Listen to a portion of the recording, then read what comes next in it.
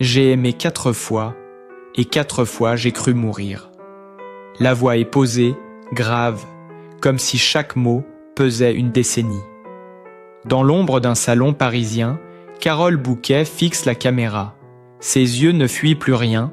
Elle parle de mariages qu'on croyait dorés, mais qui, derrière les rideaux de velours, cachaient la peur, le silence et les promesses trahies.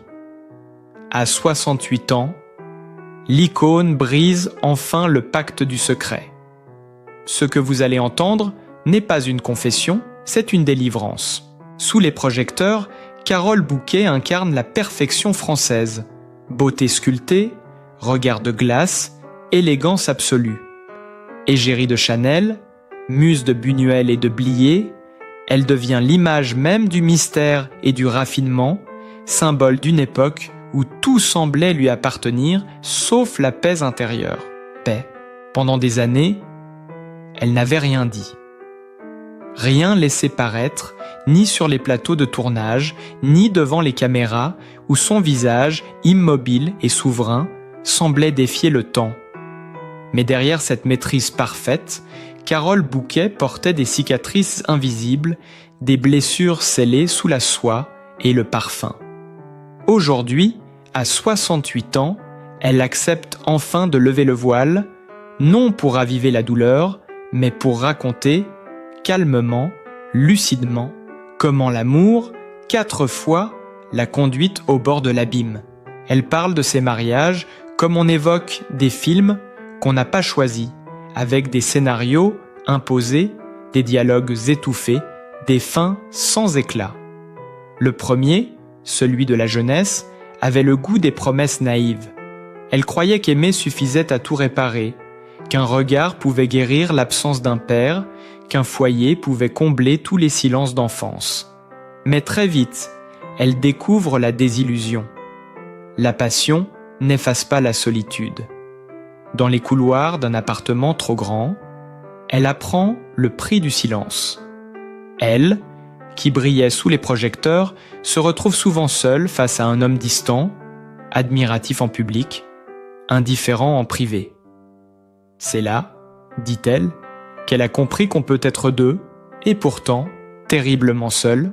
Le deuxième mariage fut plus élégant, plus mondain, plus visible. Ils formaient un couple d'apparat, admirés, photographiés, invités dans les mêmes cercles où tout se juge à l'apparence. Elle souriait, il brillait, mais derrière le vernis des dîners et des sourires codifiés, les fissures s'élargissaient. L'ambition, la jalousie, le besoin d'exister chacun dans sa lumière, tout cela transformait l'amour en compétition silencieuse. Il ne supportait pas sa liberté, cette indépendance d'esprit qu'elle avait construite à force de douleur. Elle ne supportait plus les promesses floues, les retours tardifs, la froideur qui s'installait comme un troisième invité à leur table. Alors, elle a fui. Non pas dans la colère, mais dans un geste de survie, parce qu'à force de s'éteindre pour quelqu'un, on finit par ne plus se reconnaître soi-même. Le troisième mariage aurait pu être le bon. Un homme cultivé, attentionné, un amour plus calme, plus adulte, croyait-elle. Il lui parlait de livres, de mère, de silence, partagé. Pendant quelques années, elle a cru en cette paix retrouvée. Mais les vieux mécanismes reviennent toujours. Les mots blessants, les absences, la méfiance subtile. L'amour s'effrite comme un tissu trop lavé. Carole raconte sans amertume, avec cette lucidité rare des femmes qui ont tout vécu. Ce n'était pas lui. C'était le miroir de mes attentes. Elle comprend alors que ces mariages n'étaient pas seulement des histoires d'amour ratées, mais des tentatives d'apaiser quelque chose de plus ancien, de plus profond. La peur d'être seule. Et puis, il y eut le dernier, le plus visible, le plus cruel, celui que tout Paris commentait, que les magazines étalaient comme un trophée. Il semblait l'aimer, la comprendre, la protéger. Elle s'y est abandonnée, pensant enfin avoir trouvé la lumière après tant de brouillard. Mais cette lumière l'a brûlée. La trahison est arrivée un soir d'hiver sans prévenir. Une photo dans un journal, un sourire qu'elle reconnaît trop bien, un regard qu'elle croyait pour elle. Et soudain, tout s'effondre. Non seulement l'amour, mais la confiance, l'image, la dignité même. Les unes des journaux, les discussions télévisées, les murmures dans les dîners. Tout devient une seconde blessure. Et Carole, dans sa pudeur, choisit de ne rien dire, de laisser le vacarme dehors et de se reconstruire dans le silence. Ce silence, justement, a longtemps été mal compris. On le prenait pour de la froideur. En réalité, c'était un cri muet, un cri retenu pour ne pas se perdre tout à fait. Elle s'est retirée, a quitté les plateaux, les interviews, les projecteurs.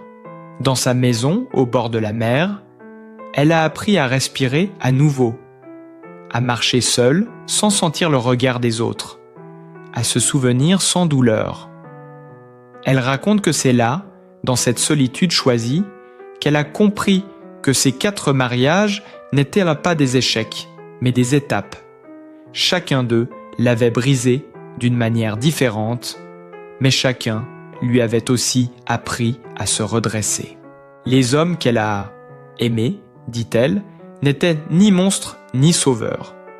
Ils étaient humains, imparfaits, traversés de doutes et d'égoïsme. Elle-même n'était pas innocente, trop confiante, trop entière, trop prête à croire qu'on peut sauver l'autre par la tendresse. Mais la vérité, elle le dit aujourd'hui, c'est qu'on ne sauve personne. On apprend seulement à ne plus se perdre en essayant. Sa voix reste posée, douce, mais ferme. Pas de rancune, pas d'effet dramatique. Juste la clarté d'une femme qui n'a plus rien à prouver. À travers ces 4 histoires, c'est toute une génération qu'elle touche, celle des femmes et des hommes qui ont connu la passion, la désillusion, le poids des apparences et le besoin vital de recommencer. Ce qu'elle raconte, c'est moins l'histoire d'un cœur brisé que celle d'une âme qui cherche la paix après le tumulte. Dans ces mots, on sent le souffle du vécu, la noblesse de celles qui ont souffert sans jamais s'abaisser. Les années ont adouci les contours, mais la mémoire, elle, reste précise. Les gestes, les voix, les silences. Elle évoque les soirs de tournage où, entre 2 prises, elle fixait le vide.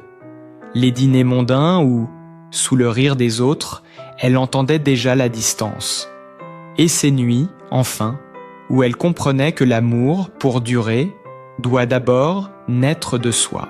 Aujourd'hui, elle parle avec cette sérénité que seules les blessures refermées procurent. Chaque mot semble choisi, pesé, apaisé. Elle ne cherche ni pardon ni revanche. Simplement à dire, avec élégance et vérité, que la beauté n'immunise contre rien, que le succès n'éteint pas les peurs et qu'une femme peut tomber 1000 fois sans jamais cesser de se relever. Carole Bouquet, à 68 ans, ne confesse pas, elle transmet. Et dans sa voix résonne la leçon d'une vie entière, celle d'une femme qui a tout connu et qui enfin se raconte sans masque. Et pourtant, quelque chose a basculé.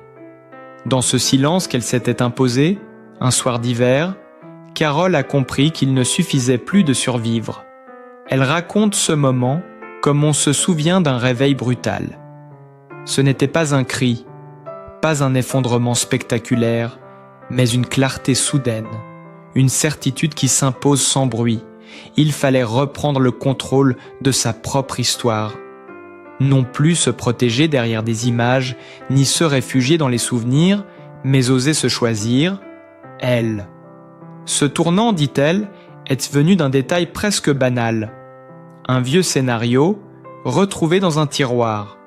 Un rôle qu'elle avait refusé des années plus tôt, par peur, par fatigue, ou peut-être par loyauté envers une vie qui ne lui appartenait déjà plus. Elle l'a relu, seule, au coin du feu. Et dans chaque ligne, elle a reconnu ce qu'elle avait fui, la vérité nue, la part de fragilité qu'elle cachait depuis trop longtemps. Ce rôle, elle l'a finalement accepté, c'était le début de sa renaissance. Sur le plateau, entourée d'une équipe jeune, elle a senti quelque chose de nouveau, la liberté. Celle d'être enfin imparfaite, sincère, vivante. Mais cette transformation n'a pas été immédiate.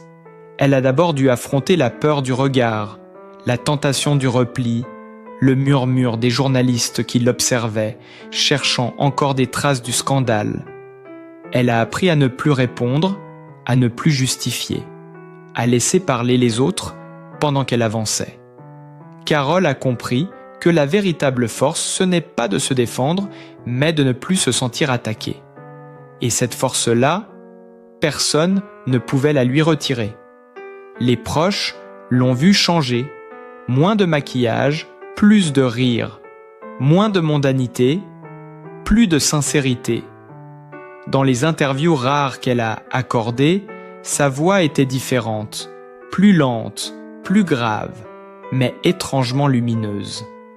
Elle ne racontait pas ses blessures, elle racontait ce qu'elle lui avait appris. « Je ne veux plus que ma vie soit un rôle », a-t-elle confié un jour. Cette phrase a marqué un tournant, parce qu'elle résumait tout. L'actrice qu'on croyait immortelle redevenait une femme parmi les autres. Les 4 mariages, longtemps considérés comme autant de défaites sentimentales, ont pris un autre sens. Elle n'en parle plus comme d'échecs, mais comme d'épreuves initiatiques. Le premier lui a appris la patience, le deuxième, la méfiance, le troisième, la lucidité, le dernier, enfin, la liberté.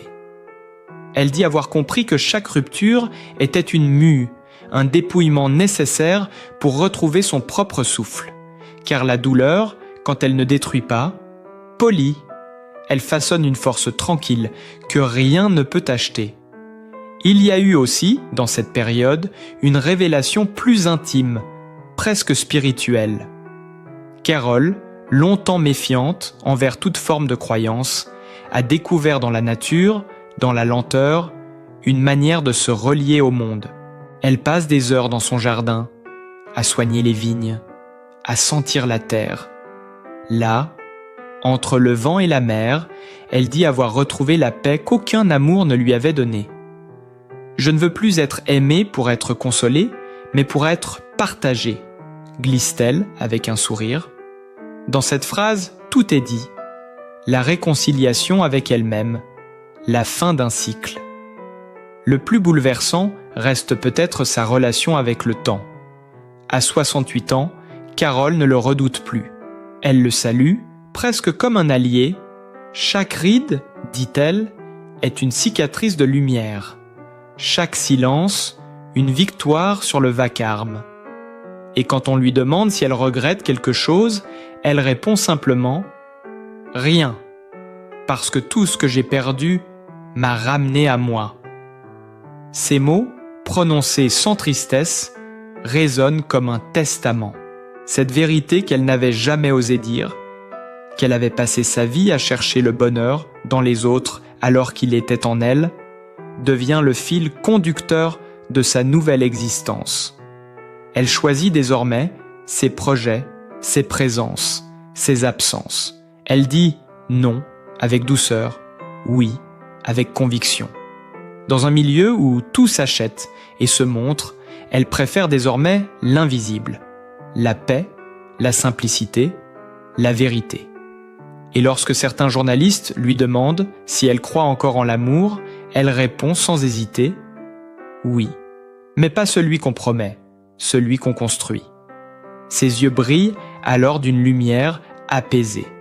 Ce n'est plus la jeune femme blessée ni la star distante. C'est une femme debout, entière, qui a traversé la tempête et trouvé le rivage. Autour d'elle, ceux qui la connaissent depuis toujours la voient plus proche, plus humaine. Les jeunes actrices qu'elle croise la regardent avec une admiration mêlée de tendresse, comme on observe un phare dans la brume. Carole n'a plus besoin de jouer. Elle incarne ce que beaucoup cherchent sans le savoir, la sérénité après le chaos. Dans les dîners, On parle encore de son élégance, de son mystère, de sa beauté inchangée, mais ceux qui l'écoutent de près sentent autre chose. Un ton, une chaleur, une présence différente. Comme si, enfin la femme et l'actrice ne faisaient plus qu'une. Carole Bouquet n'est plus l'icône intouchable des affiches et des plateaux télé.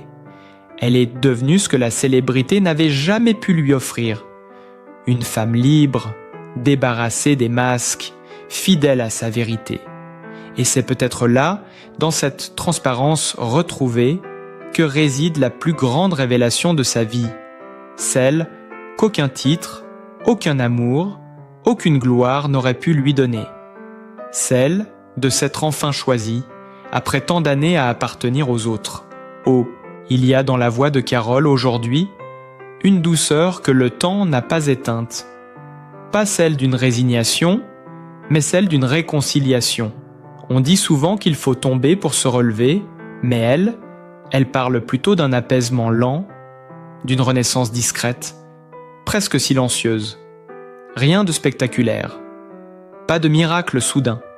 Juste une femme qui, après avoir tout traversé, la gloire, la trahison, la perte, la solitude, décide enfin de ne plus lutter contre la vie, mais de l'accompagner.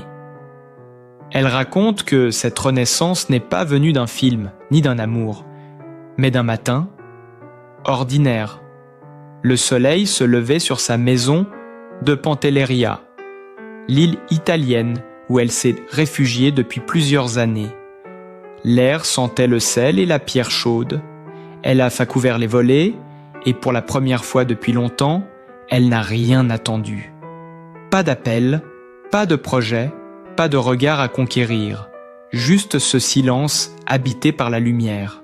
Ce matin-là, dit-elle, elle a senti que quelque chose s'était réparé en elle, non pas le passé, on ne répare pas le passé, mais le lien entre ce qu'elle était et ce qu'elle devenait. Carole Bouquet a appris à aimer autrement, à aimer sans possession, sans promesse, à aimer comme on respire. Elle parle avec tendresse de ceux qu'elle a aimés, sans colère, sans nostalgie. J'ai compris que chaque amour, même blessé, m'a fait grandir. Cette phrase, elle la prononce souvent, comme un mantra. Dans ces mots, on perçoit cette sagesse rare des êtres qui ont cessé de vouloir tout comprendre. Elle ne cherche plus à expliquer le pourquoi des choses, mais à en accueillir le sens.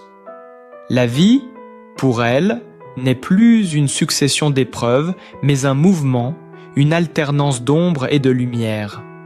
Et la beauté, dit-elle, naît justement de cette imperfection-là. Sa vision de l'amour a changé, tout comme sa vision du bonheur. Pendant longtemps, elle l'a cherché dans la réussite, dans le regard du public, dans la passion. Aujourd'hui, elle le trouve dans des gestes simples. Un dîner entre amis, une promenade sans caméra, un silence partagé.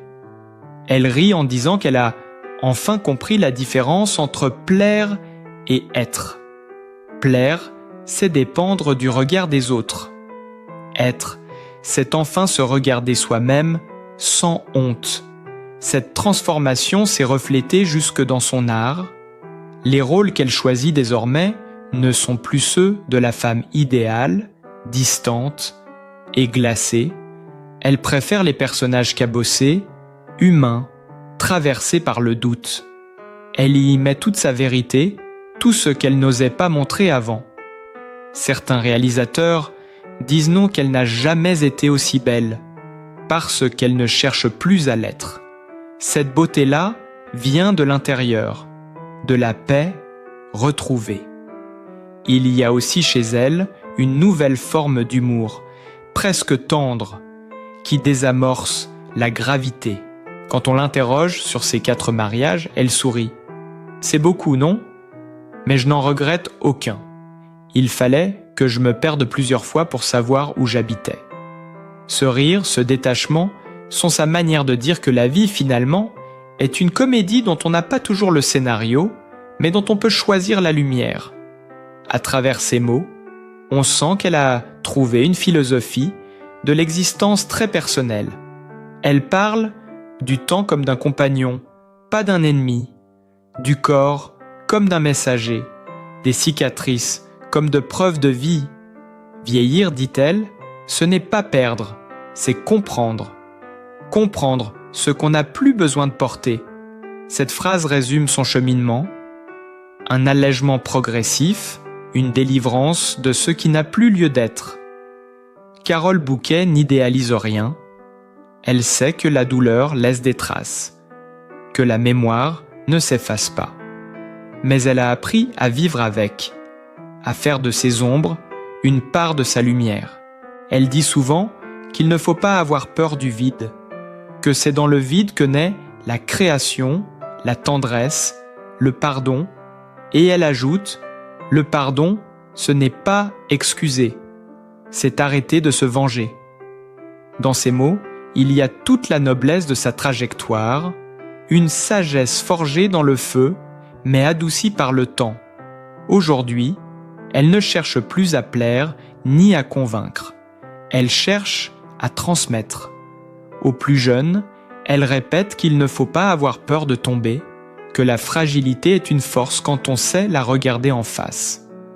Aux femmes de sa génération, elle dit qu'il n'est jamais trop tard pour recommencer, pour se choisir, pour aimer autrement.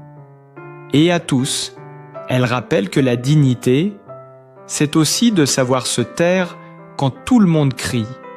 Dans ses interviews récentes, son regard semble plus clair, presque transparent. Elle parle lentement, avec cette assurance tranquille de ceux qui ne dépendent plus du regard d'autrui. Elle ne joue plus aucun rôle. Et c'est peut-être là le secret de sa longévité. Ne plus être un personnage, mais simplement une présence. Il y a quelque chose de profondément apaisant dans sa manière de parler du passé. Elle ne le nie pas, elle ne le glorifie pas non plus. Elle le traverse. Comme on traverse une mer après la tempête en sachant que chaque vague est un souvenir, mais que la rive n'est plus très loin, ce n'est pas la fin d'un voyage. C'est un nouveau commencement, celui d'une femme qui a cessé de se définir par ce qu'elle a perdu et qui vit enfin par ce qu'elle est devenue, un être en paix, dans le plus noble sens du mot. Et quand le soir tombe sur son île, qu'elle regarde le ciel se teinter d'or et de mauve, Carole Bouquet sourit, pas ce sourire de cinéma, figé pour les photographes, mais un sourire vrai, profond, presque silencieux. Ce sourire-là dit tout, la douleur, la force, la sérénité, la gratitude, comme si enfin, après tant d'années d'attente, elle avait trouvé la plus belle des répliques à offrir à la vie. Le pardon à soi-même, aux autres et à tout ce qui a été. Et peut-être est-ce cela, la vraie victoire de Carole Bouquet. Avoir transformé les cicatrices en lumière, les blessures en sagesse. À 68 ans, elle ne cherche plus à briller, mais à éclairer doucement ceux qui l'écoutent. Sa voix, désormais, ne parle plus de douleur, mais de vie. Elle nous rappelle que l'amour, la dignité et la paix se construisent d'abord en soi. Si son histoire vous a touché, si vous aussi croyez qu'on peut renaître après les tempêtes, laissez un mot, un like ou abonnez-vous pour continuer à marcher avec elle sur ce chemin où la beauté se confond enfin avec la vérité.